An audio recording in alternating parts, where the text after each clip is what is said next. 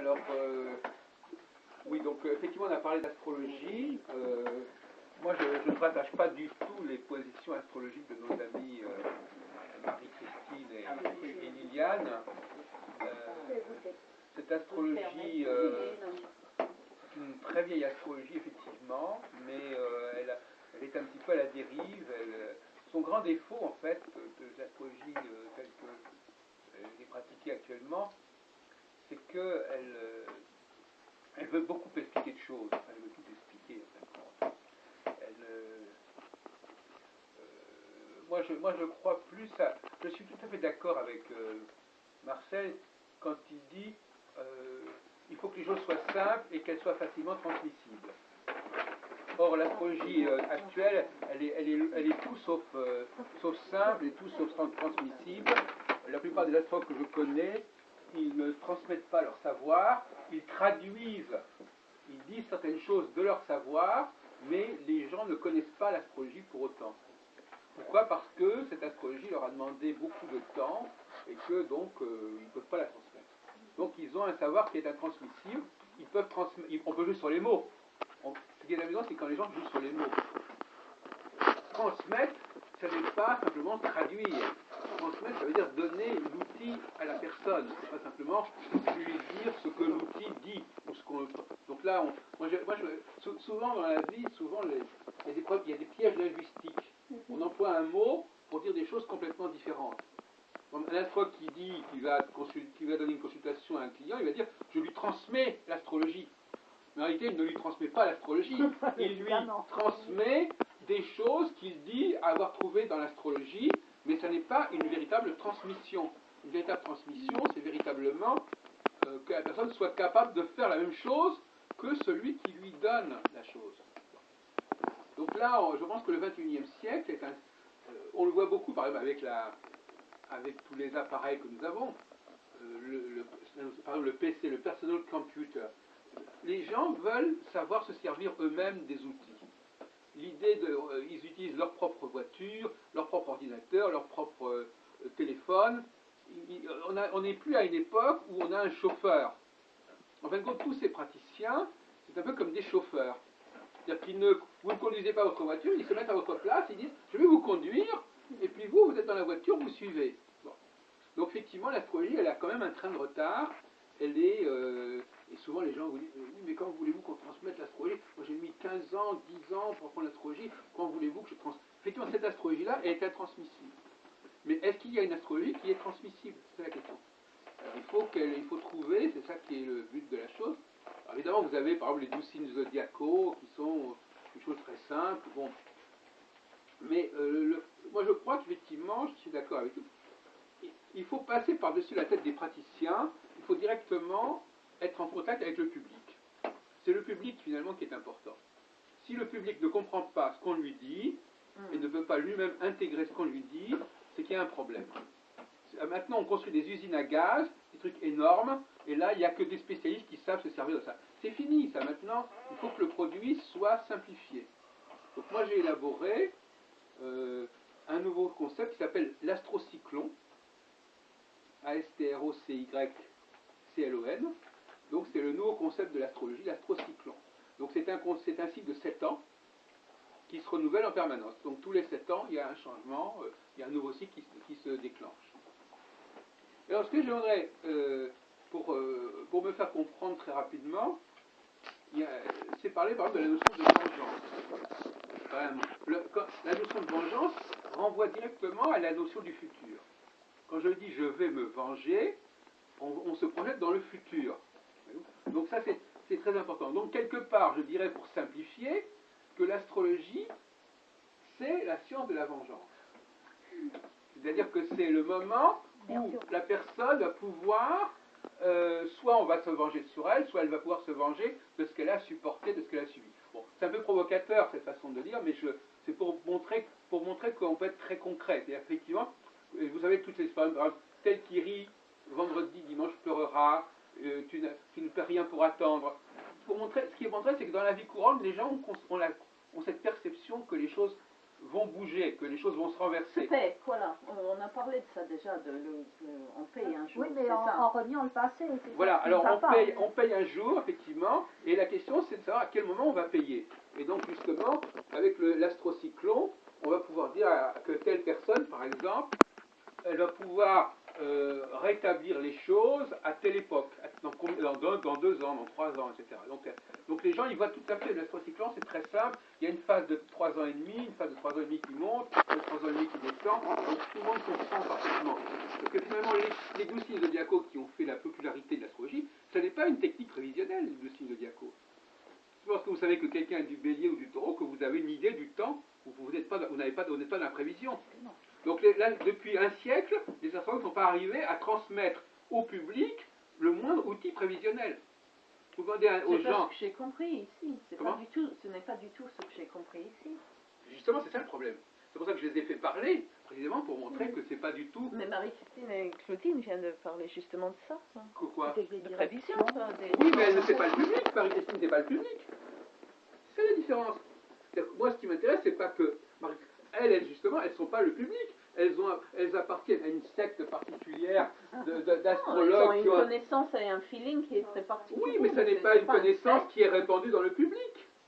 Et alors, c'est pour ça qu'elles sont là. Non, mais moi, ce qui m'intéresse, c'est effectivement que tout le monde, que dans 10 ans, les gens, quand on parle de prévision, ils sachent eux-mêmes comment ça fonctionne. Mais je trouve que Marie-Christine Claudine, ça va beaucoup plus loin qu'un fonctionnement. C'est une âme, c'est un état d'esprit, c'est une projection de personnalité. Marie-Christine et Claudine, Marie-Christine et Liliane plutôt. Marie-Christine et Liliane, elles incarnent exactement elles sont exactement le mauvais exemple. C'est exactement le contraire.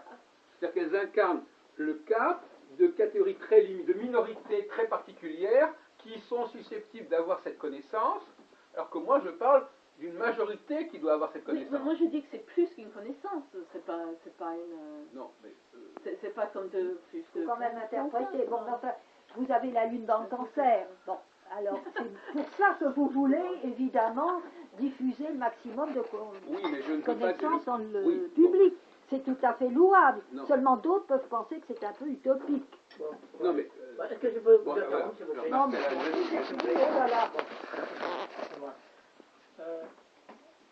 Maintenant, on n'est pas sur le moment du débat, vous et lui. Moi, ce qui m'intéresse, comment il peut nous aider avec mais sa bien science. sûr. Et lui, il explique très clairement qu'il transmet l'outil. Oui. Et tout à l'heure, il m'a interrompu, il m'a dit, laisse Angie transmettre quelque chose. C'est-à-dire raconter quelque chose, mais pas transmettre. Mais moi, j'allais vous transmettre un outil. Comment dormir. Mais maintenant, écoutons.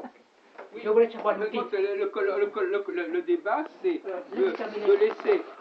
Il faut bien comprendre qu'il y a deux écoles.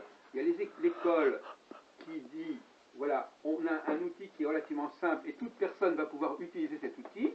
Et l'autre école qui dit, non, on a un outil qui est complexe, qu'il faut prendre de temps pour l'apprendre, et seulement les gens qui auront appris cet outil pourront l'utiliser. Voilà, c'est ça le grand débat. Bon. Et c'est ça la guerre entre ces deux philosophies. Le milieu thérapeutique et le milieu spirituel, il est partagé par ce débat entre ces deux sensibilités complètement différentes. Voilà. Donc effectivement, moi j'incarne avec Marcel et d'autres l'idée qu'effectivement, aujourd'hui, il faut que les outils dans le domaine spirituel, dans le domaine de l'aide, soient des outils aussi accessibles que l'ordinateur, que le téléphone portable, etc., que ce soit des choses que tout le monde peut servir. Parce que les gens ne sont pas idiots. Les gens ne sont pas idiots. Ils sont aujourd'hui capables d'apprendre. Moi, par exemple, l'astrocyclone, je pense que n'importe quelle personne peut apprendre en un quart d'heure à se servir du système. Donc, ils ne sont pas idiots. Après, évidemment, 15 minutes, c'est maximum. C'est même pas la peine plus. Bon. Donc, effectivement, entre les 15 minutes qu'il faut apprendre, alors que dans le cas qu'on a illustré tout à l'heure, Saskia, c'est pas 15 minutes, c'est des années. d'apprentissage. Ouais, encore mieux. Voilà. Alors, Pendant 15 minutes. Bon, alors effectivement, c'est quelque chose de moi, je demande à connaître l'astrocyclone. C'est c'est 7 ans divisé en 2 fois 3,5. C'est ça, c'est ça. Alors donc, on va essayer donc effectivement, ce serait intéressant de faire un congrès où on ferait parler uniquement des gens qui ont des choses très simples, des outils très simples à communiquer, et les gens, ils ont appris ces différents outils, et puis voilà. Bon, évidemment, sur le plan financier, c'est peut-être pas très intéressant.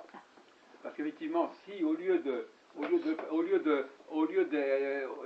le monde, c'est un débat là-dessus, mais effectivement, il y a un problème de réorganisation financière qui est à voir, parce qu'effectivement, si les astrologues, eux, ils sont pas contents parce qu'on leur enlève leur travail. Moi, je ne suis pas professionnelle. Bon, donc c'est ça, mais je veux dire que les astrologues, c'est pour ça qu'il y a eu un scandale avec Astroflash, par exemple, c'est parce que les gens se sont dit, on a mis sur ordinateur un système qui l'ordinateur permet de calculer le thème des uns et des autres, donc ils n'ont pas besoin d'aller voir l'astrologue.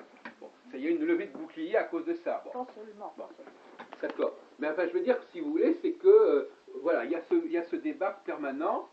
Et donc, pour revenir à votre question, je vais répondre très clairement. En effet, il y a une phase ascendante qui commence pour les astrologues à peu près à 0 degré de chaque signe fixe. Donc 0 degré taureau, 0 degré lion, 0 degré scorpion, 0 degré verseau, et qui dure 3 ans et demi.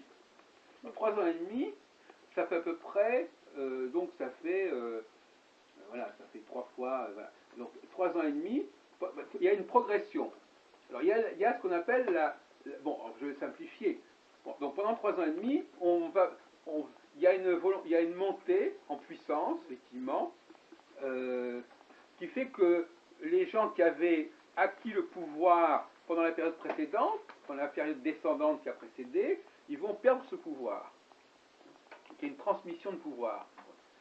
Donc pendant la période ascendante, ce sont les plus valables qui montrent, qui se mettent en avant, et dans la période descendante, ce sont les moins valables qui prennent leur place.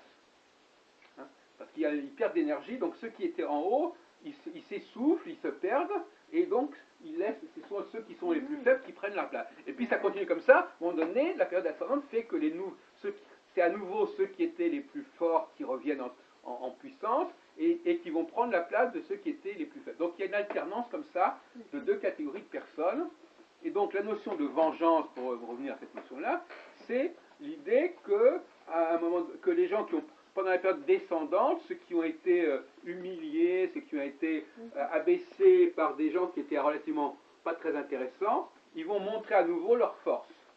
Donc ils vont reprendre le pont. Je vais prendre un exemple de la vie politique. Vous savez, vous avez un film qui est sorti il y a quelques jours, qui s'appelle La Rupture. Vous avez vu ça? Entre Giscard d'Estaing et Chirac. Ah oui. En 1976. Donc vous savez que Chirac est devenu le Premier ministre après la mort de Pompidou, il est devenu le Premier ministre de Giscard d'Estaing. Et puis ça a duré un certain temps, et puis à un moment donné, Giscard d'Estaing, il a claqué la porte en 1976. Et ça correspond exactement à ça. C'est-à-dire qu'à un moment donné, la personne qui avait accepté certaines situations, qui avait avalé des couleurs, enfin, avait accepté une certaine situation, elle ne peut plus les accepter, et à ce moment-là, elle quitte le gouvernement, et puis elle crée son propre truc, etc. Donc c'est un outil qui permet de comprendre à la fois la vie politique, mais qui peut être tout à fait utilisé dans la vie même, par exemple, d'un couple. Si quelqu'un a été oppressé dans sa vie de couple, par un partenaire qui a profité d'un moment où il n'avait pas toute la dynamique nécessaire, à un moment donné, on va dire, voilà, à partir de tel moment, vous allez pouvoir reprendre le contrôle de la situation, voyez-vous. C'est toujours comme ça que ça va se passer. Et c'est ça que j'entends. Donc c'est aussi, voilà, donc il n'y a pas besoin d'avoir ni le thème natal, c'est un système qui peut s'adapter à n'importe quelle situation. Vous prenez le même astrocyclone, vous l'adaptez à la vie d'une entreprise, la vie d'un parti, la vie d'un couple, la vie d'une association, c'est le même principe. C'est le principe de la roue de fortune du tarot, un peu. Oui, sauf que là, effectivement, alors c'est vrai que le cycle de 7 ans, c'est un cycle que l'on connaît bien, mais jusqu'à présent, on n'avait pas déterminé la loi qui le sous-tendait. On disait, par exemple, vous prenez les 7 ans à partir de la naissance. Mais les 7 ans à partir de la naissance, ça ne crée pas un système unique. Parce que chacun a ses 7 ans à un certain moment. T'as trouvé la lumière ? C'est un cycle de 7 ans qui est basé sur le passage de Saturne sur sur tel et tel point du zodiaque. Bon, arrêtez une seconde.